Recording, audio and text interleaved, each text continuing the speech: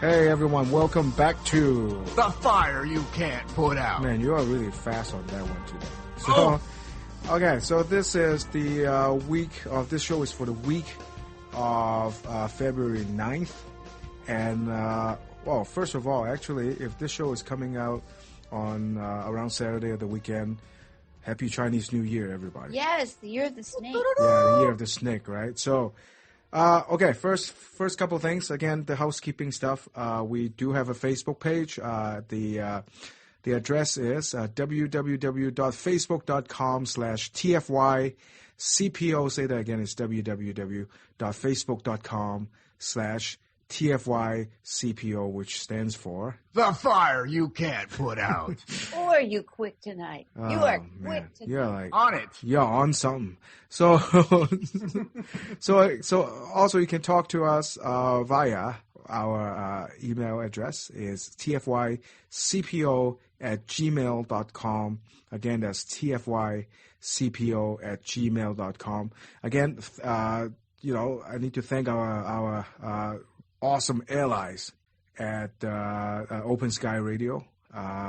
They gave us a lot of help technically, and also gave us a lot of help in terms of setting things up and getting us distributed, etc., etc. So thanks again.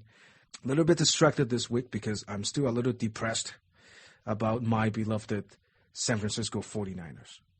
So for those of you guys who are in Hong Kong, or for those of you who don't care about football, that would be me.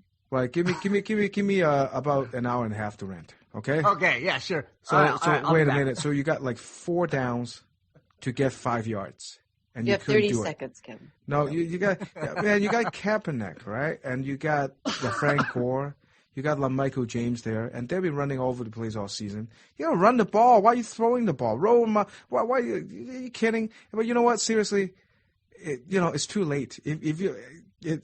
If they didn't give up that touchdown, yes, if you freeze it, there was on that the first play of the kickoff in the second half, when the guy from the Ravens ran back for a touchdown, like 108 yards. 108 yards, right? Hey, if you freeze, look at it frame by frame, there is a big fat holding that didn't get called. That's how the guy got ran right through, right?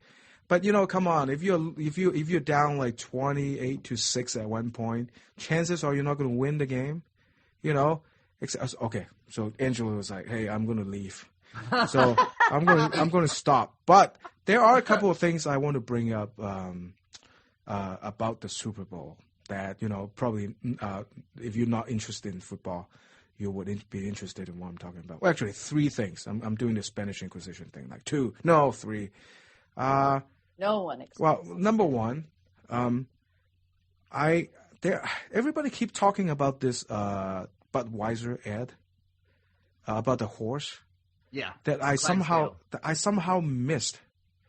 I didn't see it live. So what happened with the Budweiser commercial this year?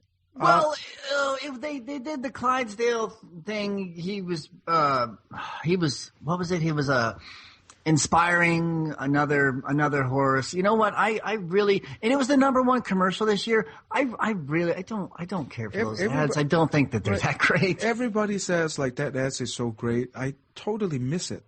I probably went to the bathroom or something. Or I was like so upset. I want to know if you saw the Taco Bell. I did. That was funny. Senior citizen running around. Yeah, that was funny. That's could be a hazard, wouldn't it? Like then you know which one wasn't supposed to play was the SodaStream one because in the SodaStream commercial they showed Pepsi bottles exploding, and Pepsi was one of the official sponsors of the game. But here in Portland, it played on our TVs. I couldn't believe it when I saw Pepsi bottles exploding. Yeah, on like TV. Things like all the soda exploding, right? I'm like, wouldn't that be bad for the environment if things anyway? And then there is like 5 minutes in, we're not talking about anything yet. So, and there's another one with GoDaddy.com. Do you see that one? That was gross. That was just gross. Well, obviously I'm an idiot because at the time I thought, what's going on? I thought the whole point of having a commercial is for me to like the product. Oh. And then I hated it so much. And then the next day and they were like saying that they did the biggest day of business ever after that. Yeah. Well, because everybody was talking about it. That was the point. Yeah, it was the grossest commercial I've seen in some time. But guess what? Everyone remembers it, and everyone talked about it, and everyone went to their website the next day. GoDaddy is always like, always doing the naughty or gross. Yeah, right. It's always like having scantily clad women walking around, right? And having that. So I really don't know. I know what they're going for, but I don't know what they're going for. So they're going for your attention, whatever. But they sure get it. I'm talking about it in a very kind of a disturbed kind of way. But anyway, so the second thing about the Super Bowl is, and this is no disrespect at all. It just, when they have the Newtown kids come out and sing with, with Alicia. Is it no Alicia Keys? Alicia Keys, right? Did the national anthem, right? Right, but they had it started with the kids, and then it panned to her. Oh, I couldn't. I have to. I'm sorry. I have to walk out of the room because I couldn't do it. You couldn't look at the children's faces. I couldn't. Talking about this. Right, I couldn't. Right, and it's not like it's not based on anything, but it's just the whole thing is just so sad, and then. Well, then you're saying again, well, the gun control thing is not going away. It's not, right? Because even the Super Bowl, they because of the event and because of that they have to honor what happened, and they have to bring out the kids, and then that means the issue is still going on because people will be talking about that. Right. And also, again, the third thing is, the power outage in the middle when, funny, right after Kaepernick got sacked. So, and they now, it's interesting to see, the following couple of days, how they're going to spin this, the investigation, what went wrong. I'm like, what went wrong? I mean, there was no power. But they're trying to say that that's not actual. There's no problem with the actual grid. It's just a computer malfunction, which is bad news in itself, right? If computer malfunction can turn off half the lights in a stadium full of people, right? Exactly. What else can go wrong? And they're saying that it's not the normal grid. Something jumped, so power, blah blah blah. But it does kind of remind us that. There really is. I think there is something wrong with our infrastructure in America. As in, I think we talked a little bit about this. The roads are all falling apart. I mean, it's just driving around Spokane is ridiculous. It will kill your car.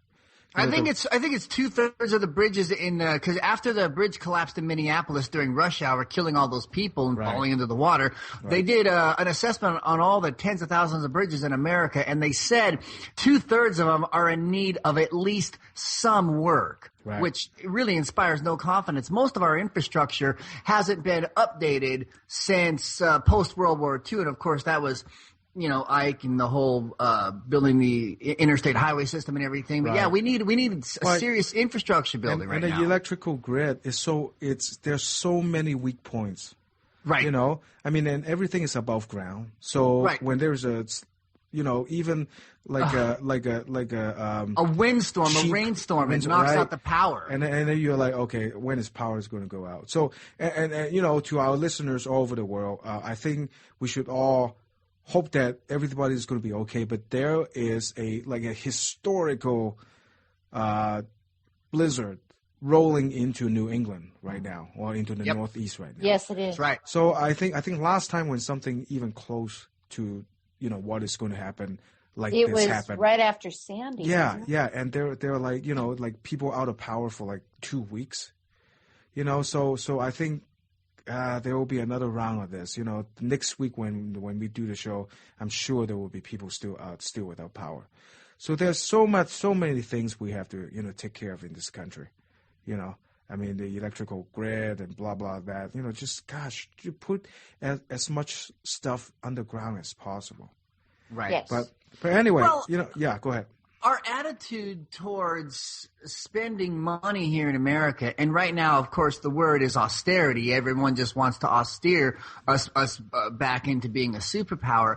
But we really need to invest more in not just our infrastructure, but our education and all of our commons. But people say, well, we don't have the money, so we can't do it. Well, you know what? Let's find the money, because when we spend money that way, we're not really just spending it. We're investing it. And perhaps if we start using that word instead, I know I'm doing talking points and focus group type stuff, but if we call it investing, perhaps people will think about it differently. Right, and right.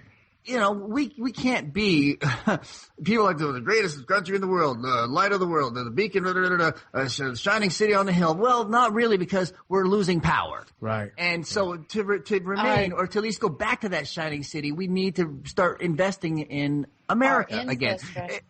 Right. Go ahead.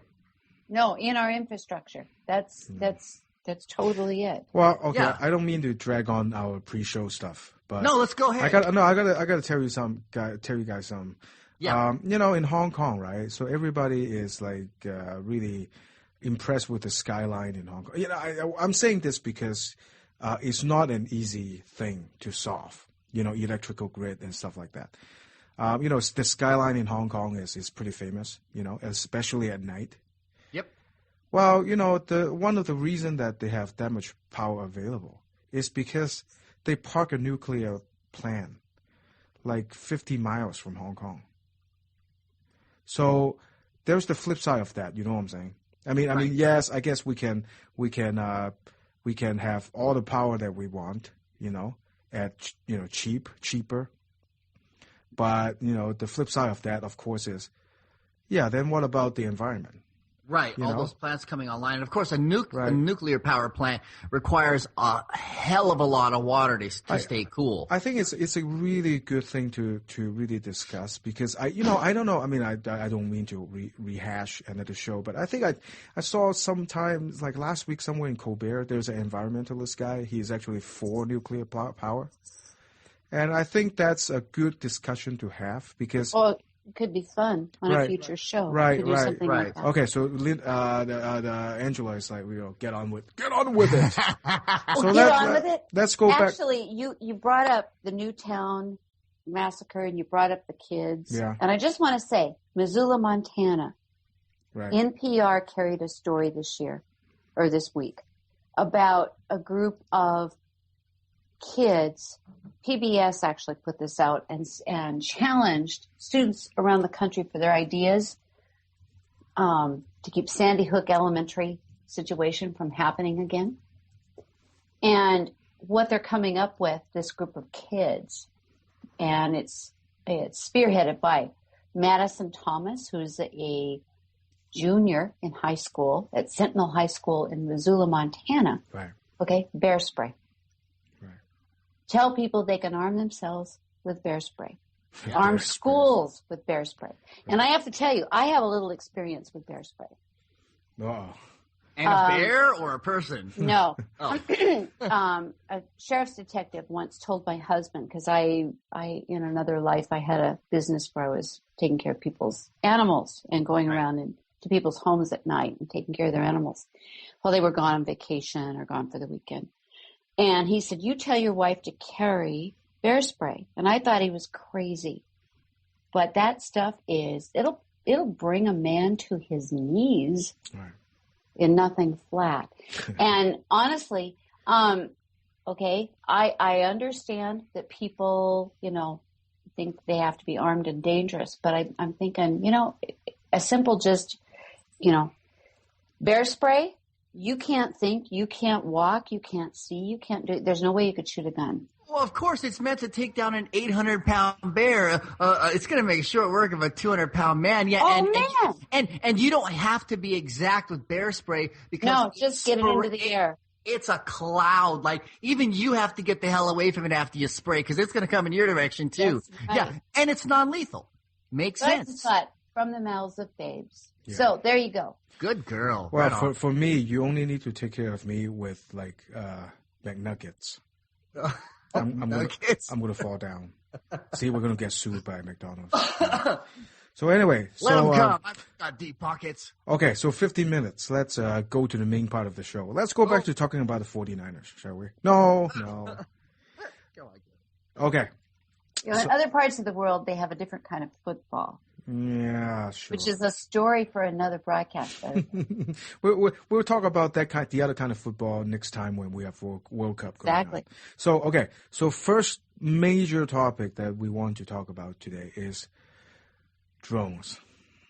There is a CIA chief, of the CIA hearing today. And, this is not really talking about drones, but I think, sometimes you got to shake your head when, you have a hearing like that and you're talking to somebody from the quote-unquote intelligence community. And I think Senator Levin was asking the nominee whether he thinks whether he thinks waterboarding is torture. And here we go. The answer is just it's borderline insane. It's it's like all kinds of this person Department of Justice defined this as this, the Department of whatever defined this as this, and then Senator Levin is like, well, in your personal opinion, is that torture? The guy says, well, I think it's like apprehensive or something. You know what? I'm like, what? Okay. Even Hannity, when asked, just said no. Yeah.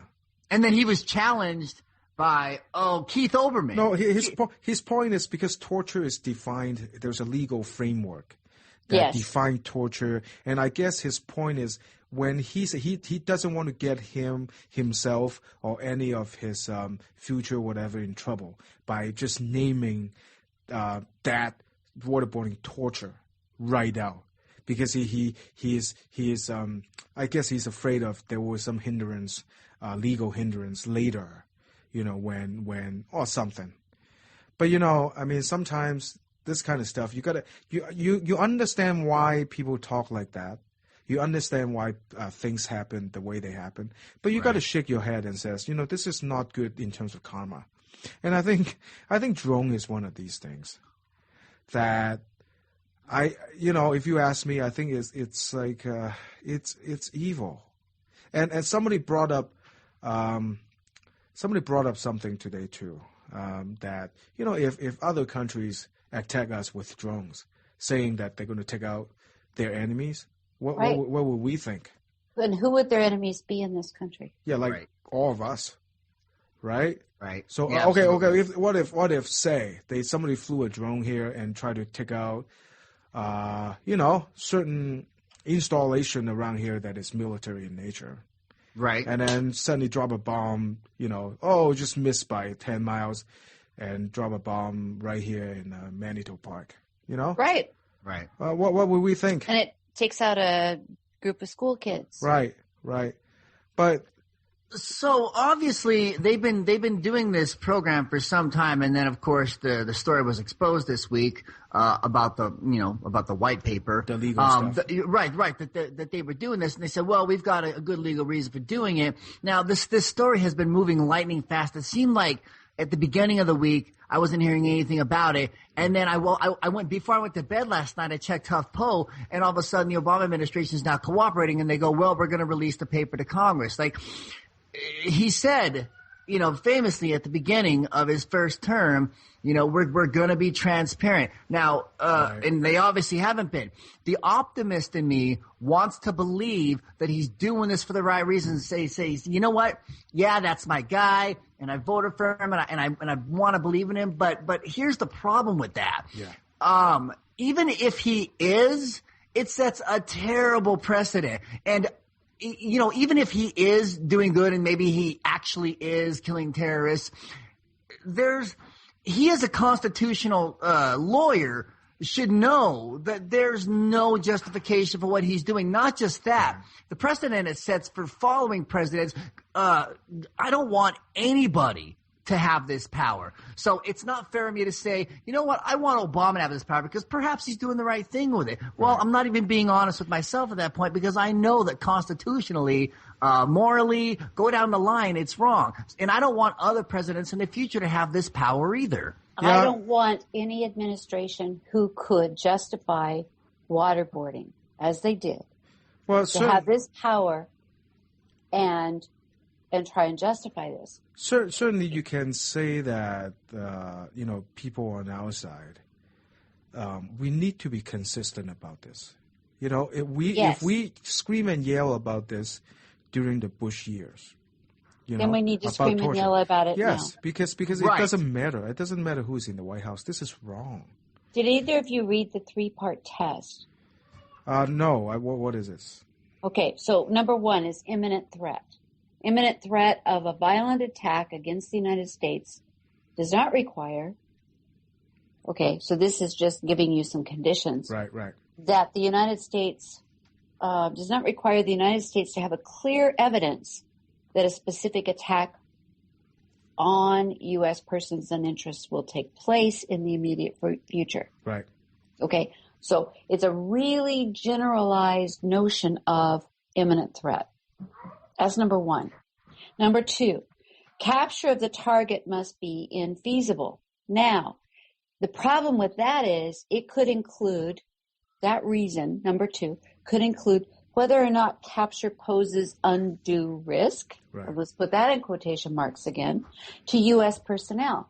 Let's go right to Osama bin Laden's capture. What if they had decided that it would pose undue risk?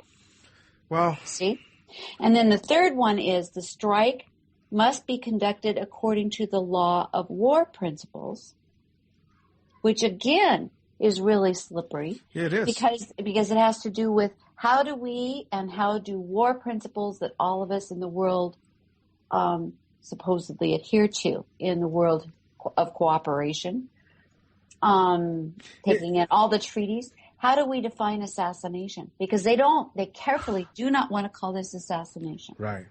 But basically, that's what it is. Basically. We go in there and whack people. The other thing we need to think about is the war will always come home. I know we don't like to think that, but this officer down in Southern California that's killing all of his ex-officers right now because he's mad at everyone that all the people he's blaming for losing his job. Well, he was in Iraq. And it is my belief that a little bit of PSD is playing its role in this. Oh now, my God. hold on. Are you talking about the thing in L.A.? Yes. The thing in L.A. Oh my God, you know the latest, right? The LAPD. Are you talking about yes. Well, yes. Yeah. I heard that they found his truck all burnt out right around dinner time today, and that's the last I've heard. Wait, are you talking about? Because I think the LAPD just shot 2 people, thinking that it was him. Yes, that was this morning. They shot 2 people who turned out to be newspaper deliverers. Correct. Because they thought that was him. They had the same kind of truck. God. Wow, sorry. I just no. Yeah, go ahead. No, that's fine. Well, and when for people in Hong Kong, we're going to have to explain this. When Osama bin Laden finally said, "Here's part of the reason why I helped orchestrate 9/11," he named the fact that we had bases in what they call the kingdom, Saudi Arabia. He goes, "You have people, your people, your bases in Saudi Arabia where men are consuming alcohol, women are bearing their knees and their elbows." And he goes, "And we don't want you in our country. We want you out of here." And then 9/11 happened, and everybody goes, "Well, it's because of our freedoms." They hate our freedoms. No, the things that we do in other lands, they're eventually going to come home. And this is going to be no different. We're sending planes with cameras, and guns over there to kill people, and sometimes they're hitting our target, sometimes they're not. That too will eventually come home, and there's going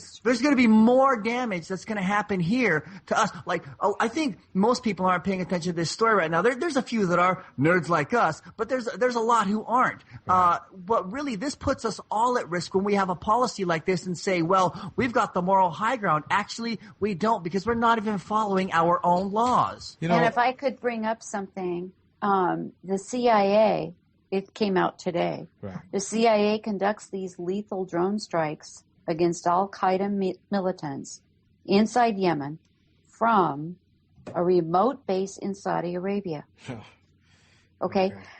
So, any operation by U.S. military or intelligence officials inside Saudi Arabia is politically and religiously sensitive. Right. Is what this article points out. Right. Now, I just want to say, okay, where did the guys come from again that flew the planes on 9/11?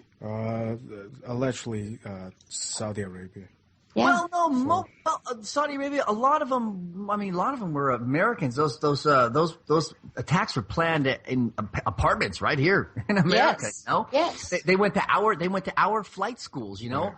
And it raised a small red flag when they said, I only want to know how to fly to fly. I don't want to learn. I don't want to know how to land. Well, then you're going to crash. With any luck, yes, we will. You know, and that's and I think at that point, and of course there were so many warnings that anyway, I don't want to get into the 9/11 thing, obviously, but go ahead. No, go ahead. Those red flags. I mean, and now everybody's really, really hypersensitive to the point where there was a woman taken off of a plane a couple of weeks ago because she had an Arab-sounding name, and she was sitting in between two brown guys on the plane who turned out to be Indians. And so they brought they took the plane down. The police came on with guns. And they carried her off with these guns pointed at her, and then they took her apart, and she goes, well, what is this all about? And they go, well, we'll ask the questions here. It was that kind of thing. But what had happened was the passengers had started showing a lot of concern because there were three brown people sitting together, and the one in the middle looked a little Arab, and she even had kind of an Arab name. She was an American. They were all Americans. So now we're all incredibly hypersensitive. Well, I guess rather than just being aware. I guess what you're saying is, we're not. I know 9/11 is like 12 years ago, right? You're right. Right. Just about, 11 and a half. And we're not even close to being at the point that we can have closure on 9/11. Right. And and 9/11 is, of course, it's really complicated. And yes, then that if we have to go like all crazy about analyzing stuff, then we can go into why would they I think Angela, you were bringing up that they one of the Osama bin Laden's quote unquote complaint is we are drinking in Saudi Arabia, and we are having women who are not dressing in their codes. Right. Yes. And then yes, we have another drone. Right. You have to explain. You have to go into like, well, why are they treating women? Why are they so have such a way of treating women? Okay, that's like a totally you're getting what I'm saying, right? But here's what I'm trying to say. 9/11 is a result of don't forget that bin Laden used to be a CIA operative, right? Yep. In Afghanistan. Hired by Reagan. So 20 years. So 20 years, after that we got 9/11, and then actually, if you want to go way back, I mean the whole, remember we overthrown the Shah of Iran or something in the 50s, right? And General Schwarzkopf's dad is involved in that, right? I'm not trying to get all conspiratorial. Right. I'm going to get to my point right now. When things happen, we will be tasting the result of that, whatever happened, for the next however many years. Yep. So this drone thing that is happening right now, we're going to be dealing with this for the next 50 to 100 years. Yeah. So you just never stop. I'm going to be the devil's advocate. Go ahead. Okay. Because somebody's got to do it. Please. Go on, girl. Okay. We are not fighting a war, and we never have been after 9/11, fighting a war with an identifiable enemy from a particular place. Yeah, it's evildoers. We tried, the axis of evil. Remember that? Right. Okay, but we tried to say that we were. So we're going to invade Afghanistan. We're going to invade Iraq. Okay, which is crazy, absolutely crazy, in terms of, do these people have anything to do with what happened? No, it's Al-Qaeda. And Al-Qaeda does not have a particular geographical location. They're everywhere. And so that is the justification, and that is the only justification I can see at all for doing anything like this ever. And the only justification I see for it is, okay, instead of sending a whole bunch of young men, as we have, and young women, into two countries where they never needed to be, exposing them to danger, how many of them have not come home again? We send drones in. Okay? Right. Now, it raises every ethical question you want to raise about what it is we're doing. So I'm not sure you can even really justify it. I'm just saying, here's what the justification seems to be whenever you pin somebody down. Okay? We've also would you rather have a drone, or would you rather have a bunch of young Americans? Right. Right. We cannot call it war because we've never officially declared war. Yeah. Wow, I heard that. But here's the thing. Well, here's the thing. Whenever I hear a conservative open their mouth about this, they go, "You liberals just don't understand because this is war, and you don't understand war." And you'll stun them. It'll be like shining a flashlight in their eyes. Just say, "When did we declare war?" They'll probably make something up. Because we haven't declared war. And they've always been at war with us, and now we're finally at war with them. No, we're not. We're just killing. Right. I mean, the drone thing is and I agree with, I agree with you. I mean, this is the really wonderful and not so wonderful thing about, I guess being a progressive or liberal is we think about stuff like that, and we have like internal conflicts about stuff like that. As in this case, yes, I mean, it's something that we have been doing. We can't just stop, getting involved in Afghanistan, right? Because we can't just leave. So what do we do? So, I guess the really ugly compromise is, instead of sending in our people, we send in drones.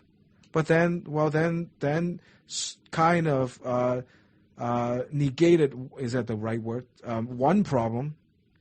But then there's another problem, as in, you're not actually solving the problem, because you're just, changing the way you do it. But at the end, you still have a bunch of collateral damage that would really can come back and bite us in 20 years.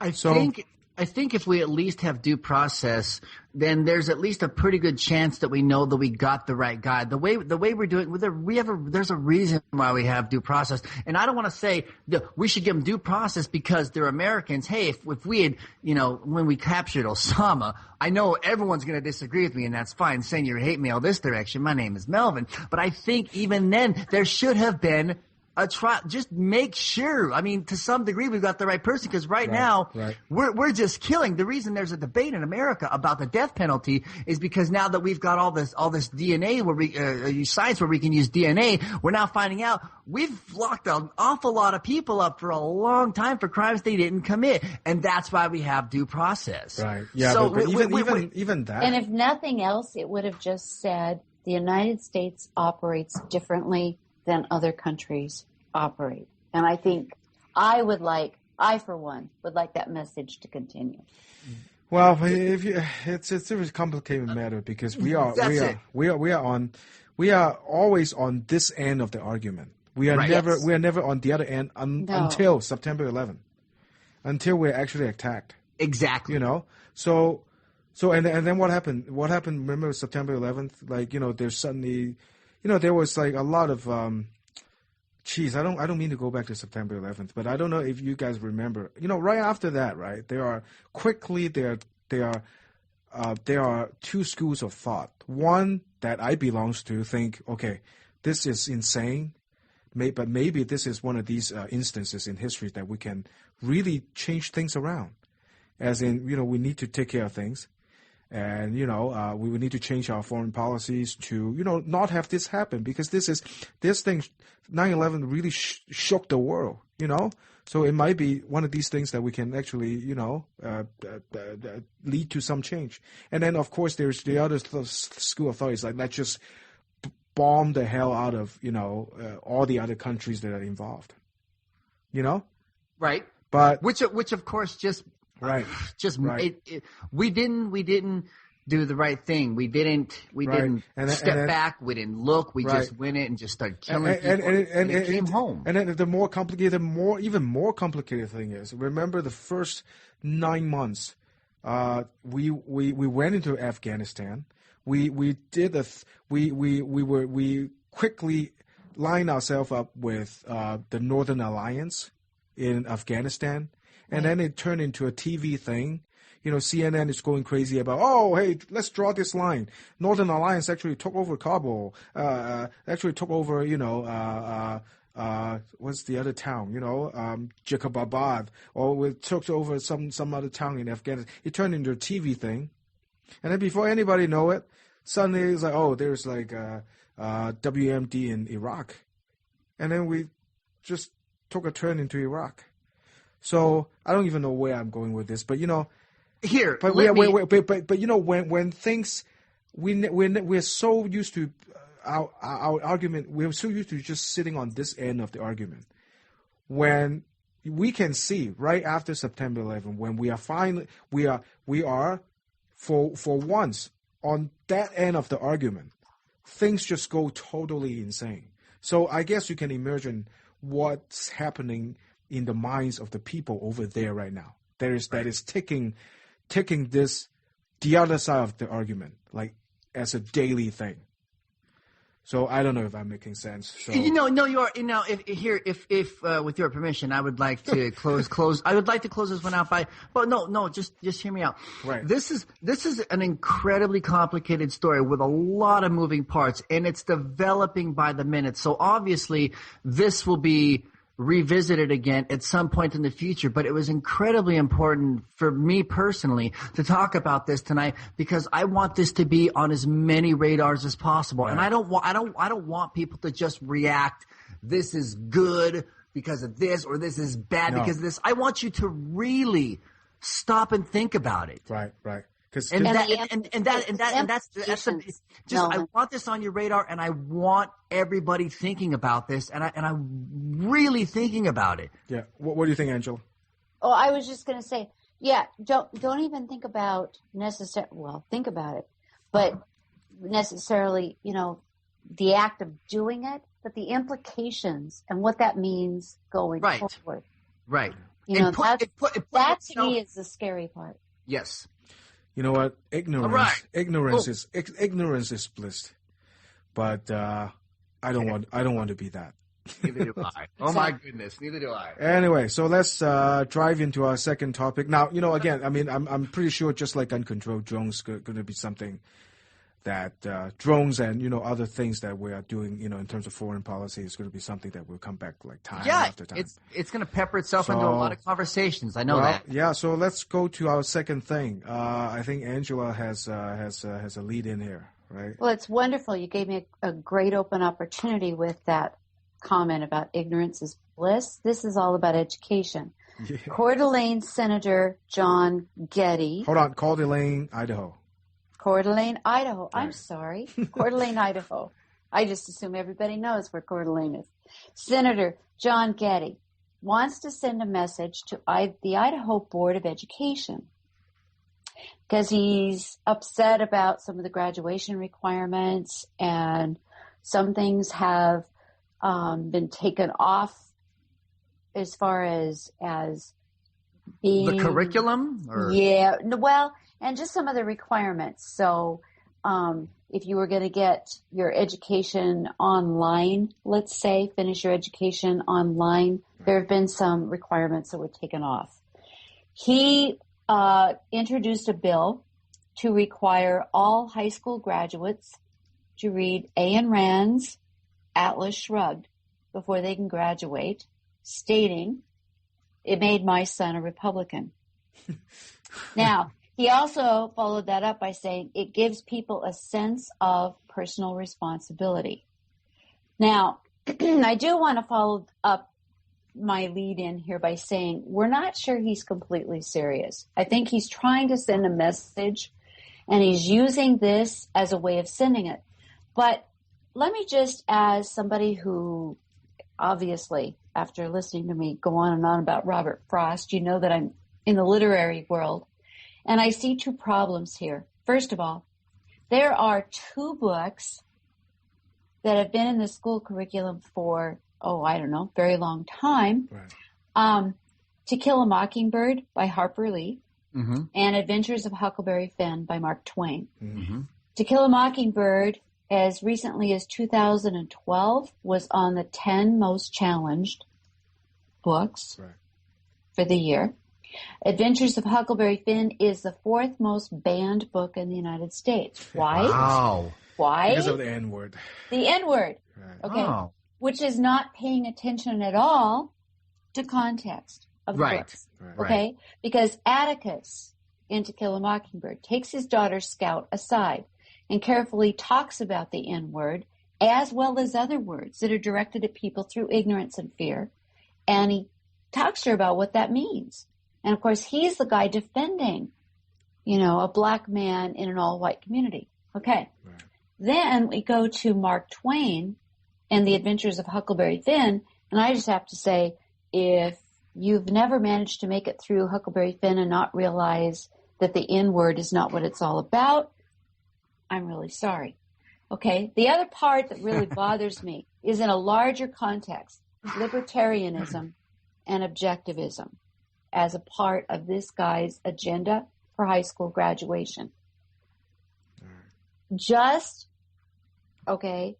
Melvin brought it up, so I'm going to bring it up.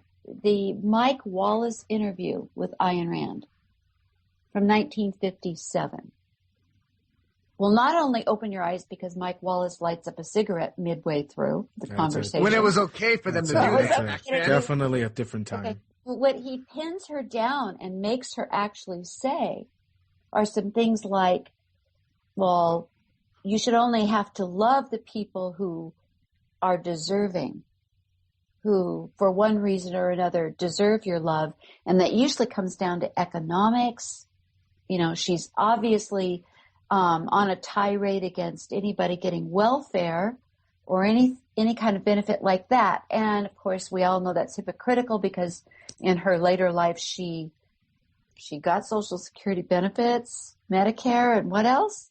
Well, she got Social Security and she got Medicare, and the reason and by the way, you have to apply for those things. And she applied for Medicare because she smoked her entire life and she came down with lung cancer. And then of course she was broke at the end of her life because really, even though her books are very popular now, they weren't so popular in their day. Yeah. Okay. Here, let me. There's 2 things I want to say about this that are very. I don't even know where to start. Let me say this. The idea of selfishness and only loving those who are very deserving. Now, I don't want to creep anybody out here, but when I was a teenager, I read all of the books about the Church of Satan. I read all of them. I wasn't interested in becoming a Satanist, but what happened is I was raised Christian, and I was told that Satanism was a religion where people killed animals and kids and all this stuff. And I said, "Oh my God, it just sounds so evil." So I read them all. When I read them all, not only did I not find anything that I was told was in those books, but I found out that the whole idea of Satanism is selfishness. You're the only person in the whole world. Your birthday is the greatest day in the whole world. You're the only thing that matters. And when I hear Ayn Rand talk, I hear so many of those things that I read about in Satanism. 2, She is. Well, I thought when you say Satanism, books on Satanism, I was like, well, you read a lot of book about the New York Yankees. But okay, anyway. Okay, I'm sorry. You're trying to slip one in under the radar. Safe. And the M's would be the Saints. Well, it was Giants. Right. It was Anton LaVey. Right. And so to move on to my second point about her is she's terribly anti-religion. She believes that anybody that believes in God is very, very weak, and so she preaches about the virtue of selfishness. Now, her books are being used as a handbook by some very high-profile Republicans, even though Paul Ryan. Right, Paul Ryan is probably the highest profile one because he states those are the books. Those are the books that made his life. He as a Christian, as a God-fearing man, those are the books and all of his staffers, anyone that wants to work for him, are required to read those books, even though those books they don't teach anything that God would have taught. Right. It's very they're much purely fiction. That's right. They're not books where she just stacks up her political beliefs. They're novels, pretty poorly written. We can learn a lot. We can learn a lot from novels. But well, here's the thing. That well written. Ayn Rand was raised in Russia, and her father was a pharmacist, and he lost his business. And this was during, the communist days. He lost his business, and so she began seeing government as the problem. She took political science when she went to college in Russia, but of course it was communist political science. And she goes, I have to get the hell out of here. So she comes to America, where we're in the 50s. We're in one of the greatest growth periods that this country has ever seen, and she starts this whole thing. Government's the problem. But we've got a lot of middle class families. Things are booming in America. Nobody really sees a problem, But eventually, when it was I forget Fed Chairman Greenspan. Right. As soon as Greenspan picked up these books and goes, you know what, these are the way we should be doing things. And then Reagan last night, he goes, you know what, that sounds like a great idea. Finally it became a culture. 30 years after her books were written, they started putting them into play. And for a woman who was terribly misguided, absolutely pro-abortion, and had some very unwell thought out ideas, the fact that her ideology is now steeped in most congressmen's hearts right now is pretty impressive. Like, her books they sell like crazy, and everyone buys into this. And for somebody so terrible, so morally challenged, somebody who actually wrote gushing journals about a serial killer. Wow. And I just want to say for the Christian right wing to embrace this philosophy, number one, it's completely opposite of what Christ told us about what we're supposed to do as Christians. Right. Okay. Number two, the idea that they would buy into this woman's ideas is just bewildering. Well, okay. Well, this is meant to be funny, but it's like Paul Ryan and all these congressmen, all these high-profile Republicans, they all live by Atlas Shrugged. Why are we taking them seriously while making fun of people who want to live like Klingons? Exactly. Yeah. You know what I'm saying? Why? Okay. Well, but to save us from having a discussion on Ayn Rand stuff, which I don't know if we actually want to have that discussion. But you circle back to what originally Angela was wanting to bring up. I really, if you ask me, I have no problem with Atlas Shrugged or anything by Ayn Rand being required reading for high school kids. But you have to do it in a balanced kind of ways. Or maybe you might want to just open up the library. It's like, hey, you need to read.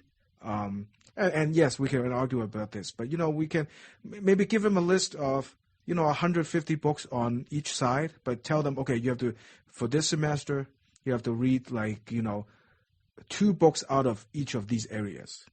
And one of them has to be, if you're going to read Ayn Rand, you have to read Howard Zinn. Right, or you have to read, Karl Marx, stuff like that.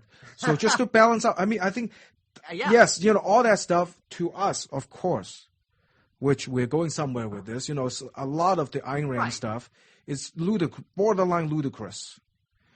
But one phrase. Let me finish. Well, hold on. Let me finish this point. But a up and coming person or a growing person need to know about this. Yes, it's crazy stuff. It's ludicrous. It's not, to us at least, it's not going to do humanity any good. But I'd rather the young person know about this than not. Right. I just think I'm sorry, Getty's approach. Right. Just like sex education. I'd rather he or she knows more about it than not knowing anything at all. Right. But the idea that he's coming from is, well, it turned my son into a Republican, and I have to say, okay, no, this is wrong. That's propaganda. This is wrong because then you have an agenda. Right. Right. Other than you want kids or you want young adults or you want whoever to have more knowledge, that should be your only agenda. Exactly. And let me just say that the one phrase that comes out in the Mike Wallace interview that stuck with me towards the end, the phrase trickle down is in there. Okay. Trickle down. So I'm pretty sure, this interview was done when? Like in the 60s? 1957. 57, right. So I'm sure, Ronald Reagan was just sitting around a pool somewhere. Well, he was a Democrat and a movie star at that time. Yes.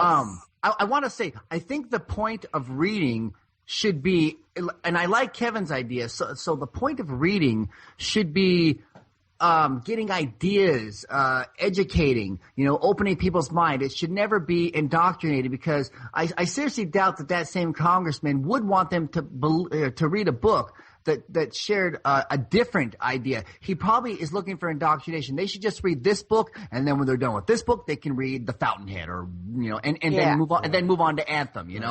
I mean, whether a person after a person is exposed to an idea, whether that person will adopt that idea as his or her philosophy, we can what I'm saying? We can't require a person to adopt a certain, you know what I'm saying, right? I mean, yes, absolutely. I mean, it's not our job, and in a free society, it's not our job to dictate whether a person should go this way or that way. We can only convince, by laying out all the facts and all the theories and all that. But which puts me in a conflicted position with this man's suggested policy, because I would like to see all kids across the board required to do more reading. Deal with more big ideas. I would agree. Yeah. Less of the TV machine. Get on it, kids. Start reading. So okay, hold on. Melvin, you just opened a big can of worm there. Sorry. TV. I'm now twisting the lid back. No, listen. If you ask me, TV is just a tool. I mean, it's you can use it. Sesame Street, it's wonderful stuff. Yes. But anyway, okay. So. I want to get out of talking about Ayn Rand. Maybe I only watch The West Wing from now on. Maybe and Breaking Bad. And good for you. And Thank you.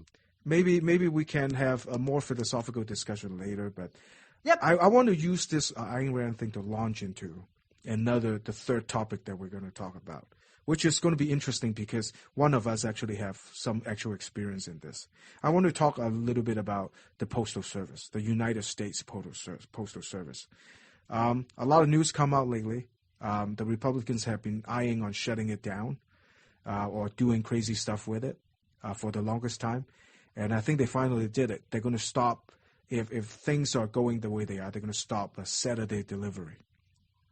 In August, right, Angela? Right. Well, and the only reason they're able to do this now, because, see, the Postal Accountability Act, which required that they fund their retirement 75 years out to the tune of $5.5 billion a year, that came out in late 2006, and it was passed by a lame duck Congress. And ever since then, they've done nothing about it. Now, what's interesting about that year when they decided to do that, and, well, here's the reason why they're doing it, obviously. The post office is the second largest employer in America, and they are all union. Well, almost all union.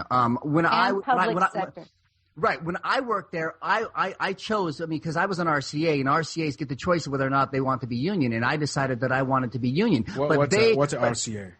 RCA is a Rural Carrier Associate. When you first get hired on, all you work are Saturdays. So if I still worked for the post office right now, I would be out of a job.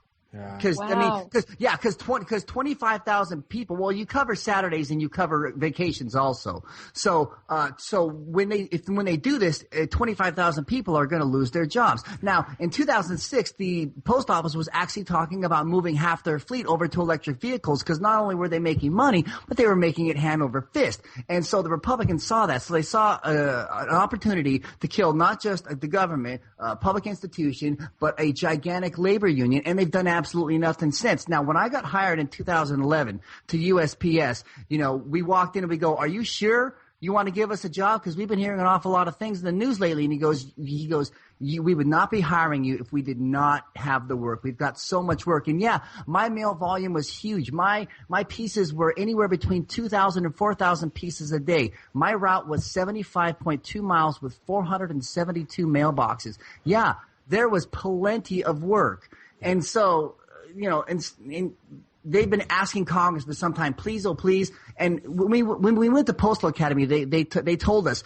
if they remove that 5.5 billion year requirement, think about it. Before they sell stamp one, they're $5.5 billion in the hole every year. Yes. Right. And so our teacher told us if they remove that requirement, we've got $40 billion just sitting in an account that we're not allowed to touch. Right. Because it's because we're forced to pre-fund retirement. It's made us unable to do anything. So they go to Congress and they say, well, let us get into the email business. Let us get into this. Let us get into, all these other things. And Congress has absolutely just thrown their hands up and go, nope, you guys can't do anything. Just keep paying that $5.5 billion a year, start every year in the hole. So the reason that they're able to do it now is because Congress is doing these temporary spending bills, and they're doing these 3-month spending bills because they want to fight with Obama every 3 months. And because they're not funded out for the whole year, now Donahoe, the Postmaster General, is able to say, you know what?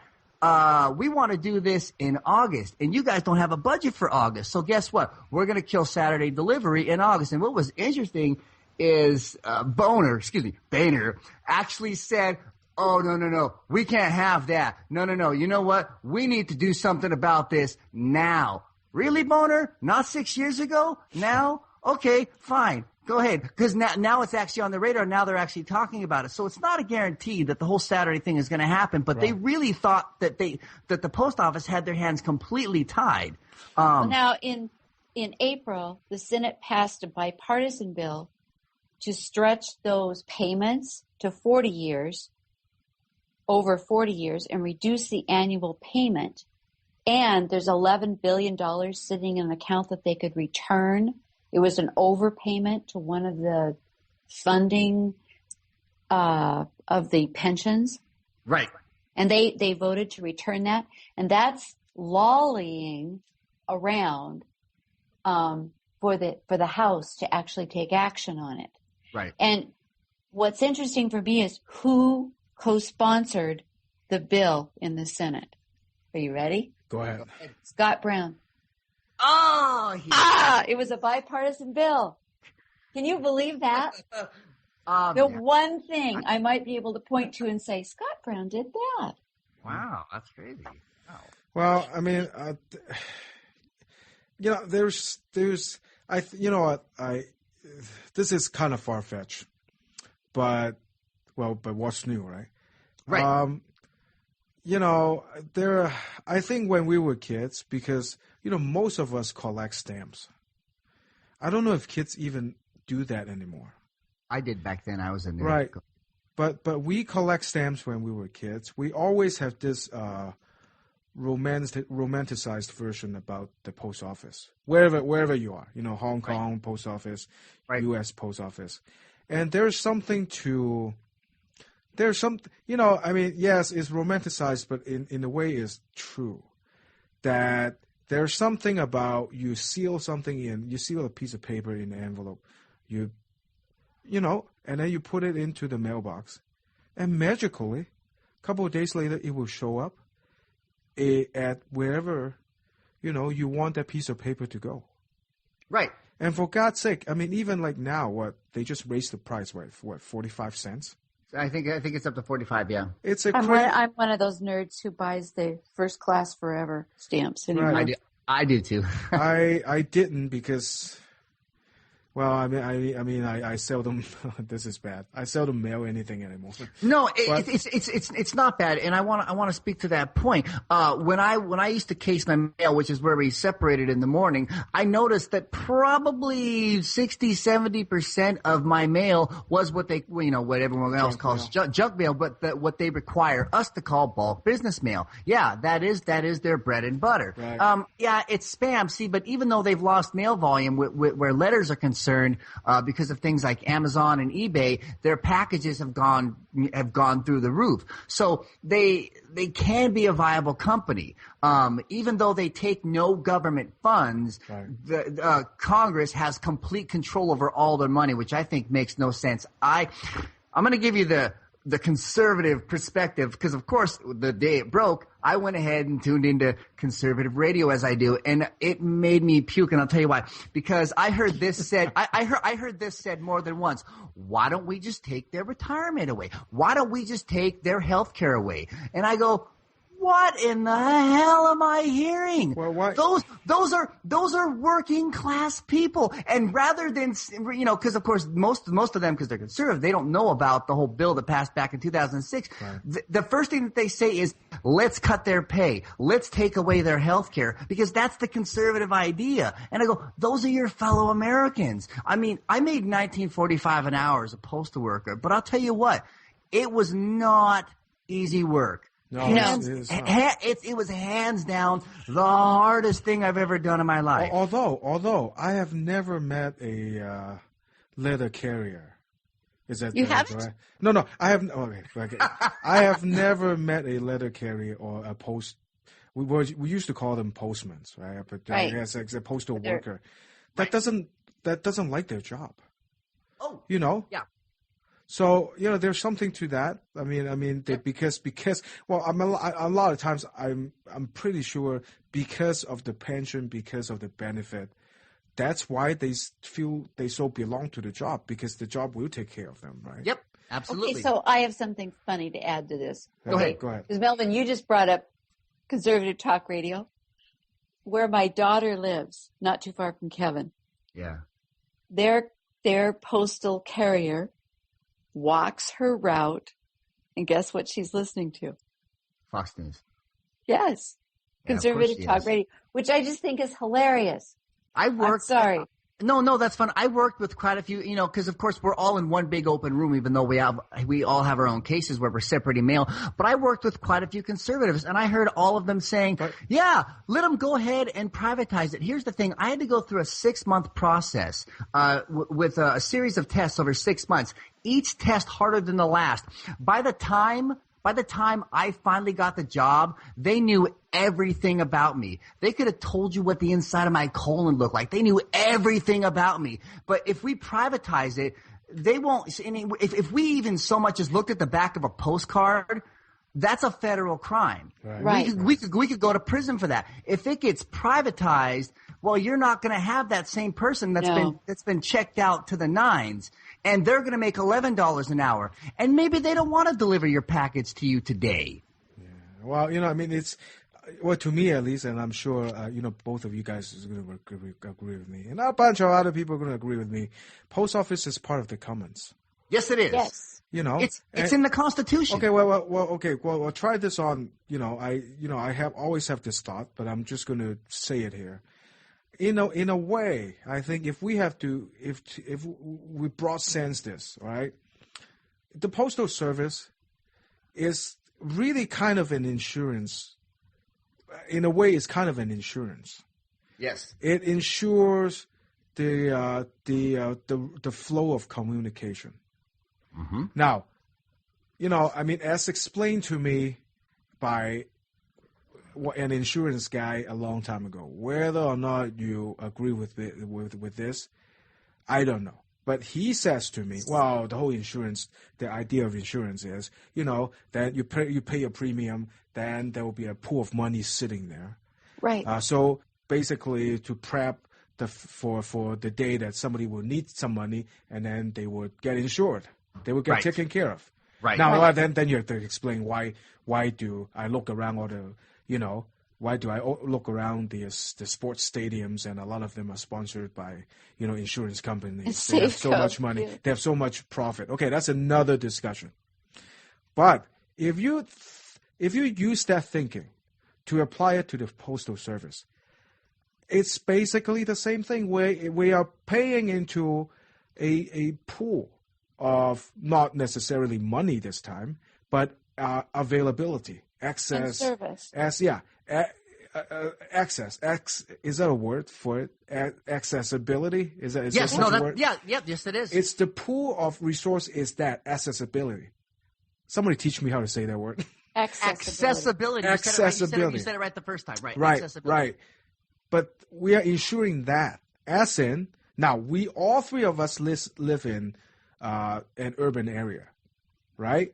Right. So our access to information in terms of mail is actually cheaper, right? Because we just live closer to distribution point or whatever the technical term is, right? Correct.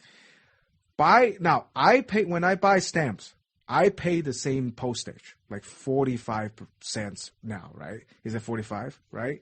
I don't pay attention. Less of that, of what I paid, I'm getting less out of that 40 whatever cents because I live in an urban area. Right. Part of my paying postage is to ensure the accessibility of somebody who live in like way over there. You're subsidizing a rural route. Right. Now, like a town like, say, Dayton, not Ohio, Dayton, Washington. Right. They are in southeast Washington, right? Between here and Walla Walla. They are, I hope nobody's getting angry with me saying this, but they are kind of in the middle of nowhere. You know, you have to drive on Highway 2 to just get there. You have to go there, but I just have to go there. So by paying postage, by paying whatever, I'm ensuring they over there to have access to information like I do. So does all that make sense? Right? Yeah, so in a way, it's kind of an insurance for all of us to have the same access to stuff. Yes. Now, so, if you privatize, if you privatize that, if you put profit into the equation, some people is going to lose. Some people are going to lose access. You know, they're already doing it right now because a lot of these small towns, they only will deliver mail not to the door, but will only do it to a certain distribution point. People have to drive miles to get their mail now. Yes. Right? Angela, go ahead, and I want to wrap it up. Well, here's the deal, and here's the connection to Ayn Rand.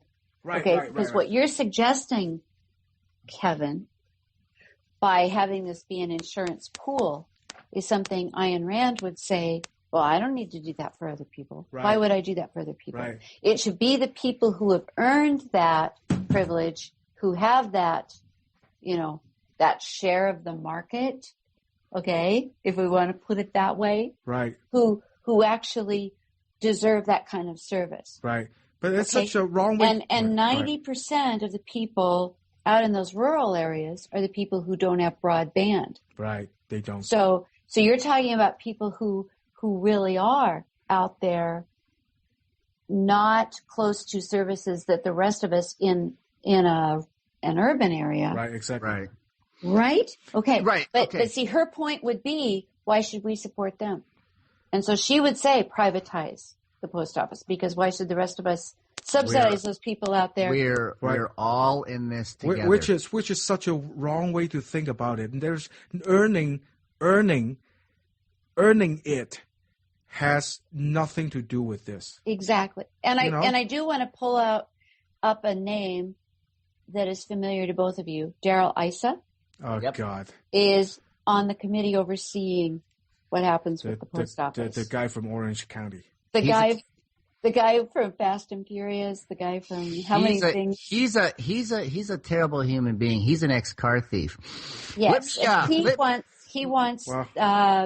He introduced a bill to end all to-the-door mail delivery, That's by insane. the way, That's in insane. 2011. Let me wrap this up real quick. I I delivered to a rural area, and I delivered so much medication and so many medical devices. Oh, my gosh. No, it's true. Out in Deer Park on the route I had medication every single day. Sure. And medical devices on a lot of other days, which, by the way, your mailman knows everything about you.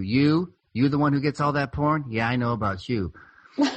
In all brown paper bags. So it is important not just that we be, I think, federalized like we are, checked out like we are, and we should not get rid of Saturday delivery, and we should not privatize the post office, because we really are a lifeline to a lot of those people. Right, and exactly. yeah, my furthest mailbox out, like, because I'd go out and then I'd come back. My furthest mailbox out was probably 20 miles away, and some of those people did not have cars. Well, I mean, and I delivered their medication to them. It's a very important thing. And with them being that far out, FedEx is going to go $8 per bottle. It's a bottle every week. Well, they're on a fixed income. That's 30, that's 40. Crazy. Somebody brought this up too. One of the purpose of, postal service is one of the unmentioned thing about the postal service is, like you said, there are a lot of older citizens. A lot of times the only interaction they would have, or the only people that would make sure they're okay, are their postal workers. That's right. It serves so many things other than just deliver your freaking junk mail.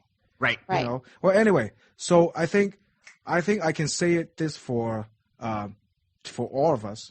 Yes. We love the U.S. Postal Service. I hope.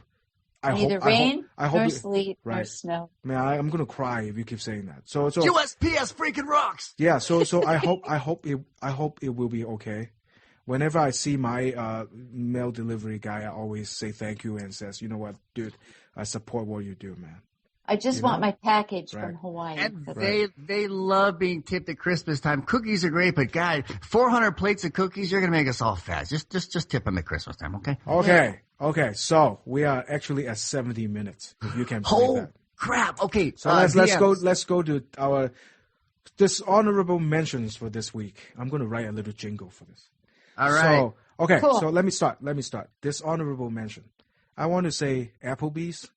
You really dropped the ball on this one, because you guys know about the whole Applebee's absolutely incident, right? Some pastor wrote on her check and says, "Well, I give God 10%. Why do I give you 18%? Not to tip, 0 tip for the waitress." Then the waitress, not even the same waitress, another person working there thought this is so wrong, so she posted a picture on Instagram or something. So it just Okay, so if you want to know what happened, Google this. But, Applebee's, well, first of all, I think Applebee's was like, well, then Applebee's posted a thing on Facebook, and then people started attacking Applebee's. And Applebee's actually they were stupid enough to just answer back and quoting people. Well, now, Applebee's always kind of pretend they are some kind of neighborhood, your friendly neighborhood, in your neighborhood, restaurant, isn't right? that? But they're actually not. They're a big conglomerate, right? They're a huge company. But I guess part of their deal is they're thinking, some of their corporate PR people are thinking, well, we were playing the part. Let's just keep going with this. So they are answering you on Facebook like they are just your buddy, which totally backfire on them. There's like last I checked, that thread has like 20,000 response. People are just like coming out of the woodwork to just say, Applebee's, you sucked. Okay. Now, I'm not going to talk about that. You can read about what happened, but here's what I'm going to say. Just my commentary of this. It is this entire thing is such a, and I'm going to use this word because just a description, not that I think this is wonderful. It's just such a perfect S storm. Yeah. Because you got everything in it, like corporate greed, which, remember, Applebee's, some franchise actually came out that says Obamacare is going to cause us to fire some people. Yes, they did. This is like a month ago. And then you have religious nuttiness. You actually have somebody who would like say the God thing, bring the God thing into the equation. This person is a pastor, right? So-called. Right. And then you have, people making kind of, yes, it's kind of a bad judgment to take a picture of somebody somebody's signature and posting it on Instagram. There is some bad judgment there, right? And there's of course the social media angle of this. There's some corporation actually foul up on how to handle this, and you can also see how a social media can actually really destroy and jump on a thing. It's a phenomenon into itself. And then guess what? You also have the race angle, because this pastor happens to be a black woman. And then, I read some of the responses. I mean, somebody decided to just go all racist on this thing, which by itself is, so you understand what I'm saying, right? This entire thing, somebody wait a month or two. Somebody need to do not just a report on this. A sociologist need to write a paper on this one. A communication professor and a sociologist need to get together and write a paper, just a study on this one, because it has everything that is happening in a society all wrapped into one. Wow. So that's my DM. Right? And on to the next serious. one. Look at some of the stuff. It's ugly. And yes, a lot of people are standing up online. A lot of people are standing up for this fired worker. And I don't know if she's actually got hired back or not, but yeah, there are a lot of racist stuff too, because this pastor was she's a black person. That part never needed to be introduced into it. I can't believe someone did that. No. I mean, she signed her name, and once you got internet, you can Google. You can Google her and see her. And then somebody, it's ugly. If you can use your imagination, you don't have to look it up. But anyway, I'm done with my DM. On to the next one. It was a fantastic one. Okay, my DM is a follow-up on the Violence Against Women Act, and specifically Phyllis Schlafly. I never have been able to say her name correctly. She of the Saran Wrap. Do you remember her? Not quite. Okay. She wrote a book,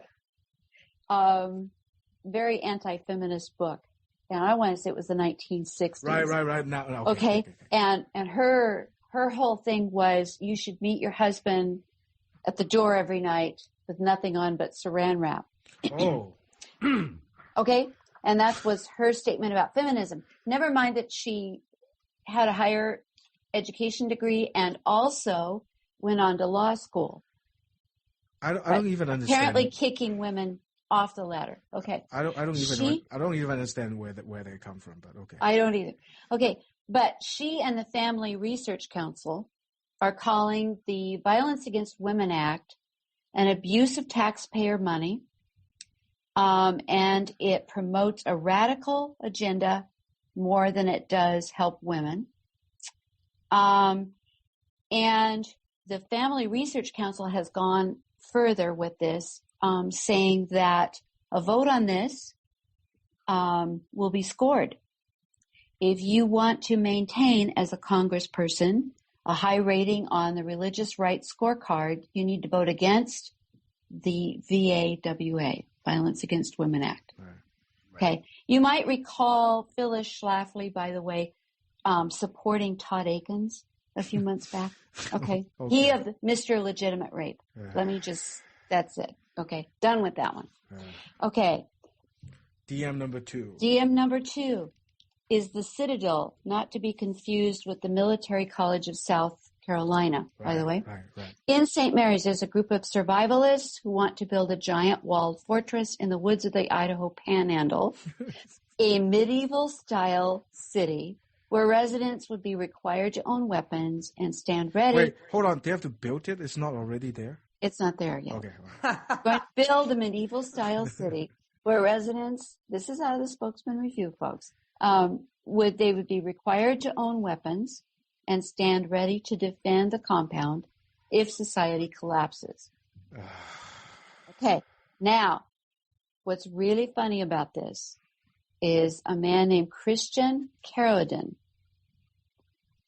a convicted felon, is the promoter of the project. He, by the way, cannot own a gun. He has spent time in prison He was convicted in 2004 of federal extortion charges and illegal possession of a firearm in a case in which he posed as a counterterrorism expert and attempted to coerce shopping mall owners in the Washington, D.C. area to hire him to improve security. Wow. Okay. It's getting better and better. There is going to be, this place is going to be huge. The website site shows drawings of a stone fortress with room inside for up to 7,000 families. The compound would include houses, schools, a hotel, a firearms factory, and a museum. The firearms factory is going to produce what kind of weapons, you might ask? I'm glad you asked. Semi-automatic pistols and AR-15 rifles, which would be illegal if Congress reinstates the ban. Right. Residents of this place would also be required to stock enough food and water to last a year. Okay, I guess like there will be the postal service will not be delivering. I don't think so. So what are they going to do as security at the gate? They're going to have some guy over there just stand there and says, "None shall pass." Black Knight. Oh gosh, you know what? I don't think this is actually going to happen. But it's just crazy. I mean, it's just crazy.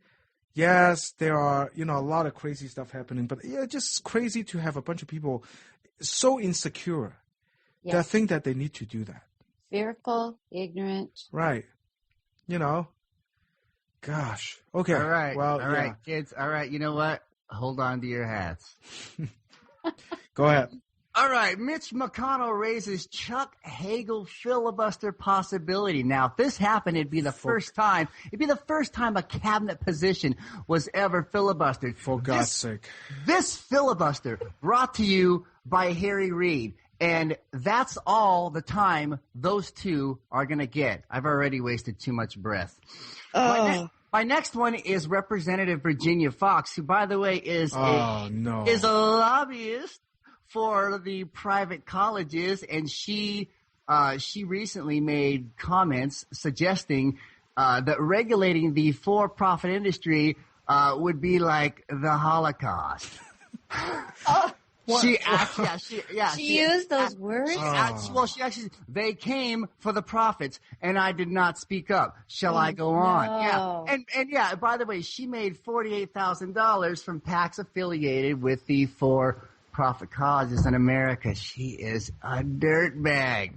I really hate when people do things like that because it really diminishes the horrors of the Holocaust. When they say things like that, when they call Obama Hitler, they diminish what really, really happened. And by the way, Hitler came for the trade unionists first, then the gays, then the gypsies, then the Jews. Come on, people. This is history. And by the way, these are all the people you hate. On to the next one. Recently, Fox News dropped Dick Morris from their commentators. Now, this made me smile. And what took them so long? Well, see, and that's what I want to get to. Last week they dropped Sarah Palin. Now, what took them so long? Now, Dick Morris is what I like to call a bomb thrower. Somebody who sets fires in trash cans and then runs. Sarah Palin was no different, and she was brought to us, by the way, courtesy of John McCain. And for years, her commentary worked. People bought into the drivel that poured out of her mouth like so much poor English did. Exactly. Exactly. She speaks without periods. It's so weird. But they finally dropped these two. Now, does this mean that they're cleaning house at Fox News? No, it absolutely doesn't. The way Fox News got started was Rupert Murdoch's idea. And he went to his friend, Giuliani, who was mayor of New York at the time, and said, hey, I went to Time Warner Cable, and they said they've got too many news channels already, and they don't want another one. So Giuliani went to Time Warner and said, hey, if you don't pick up Fox News, I'm not going to renew your contract with the city. Fox News, the news channel, is born. Now, it took them 5 years to turn a profit. They didn't turn a profit until they hired Sean Hannity in 2001.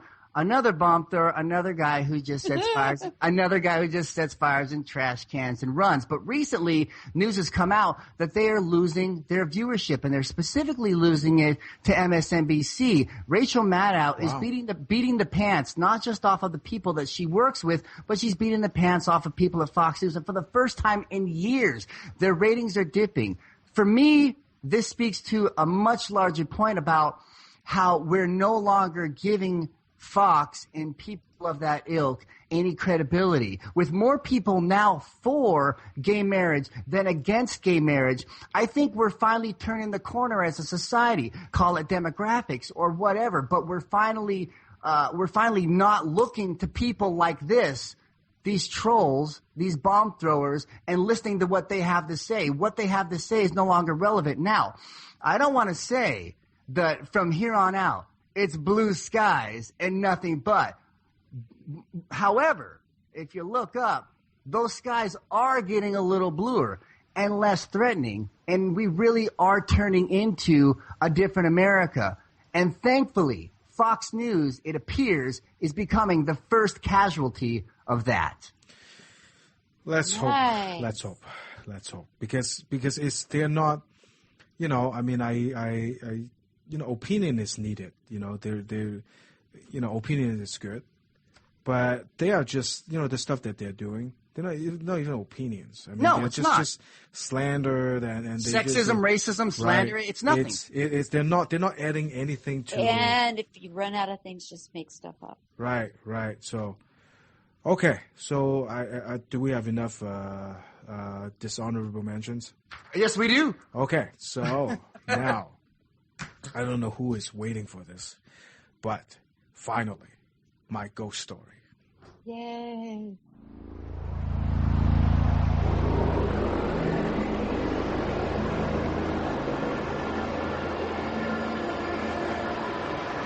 Okay.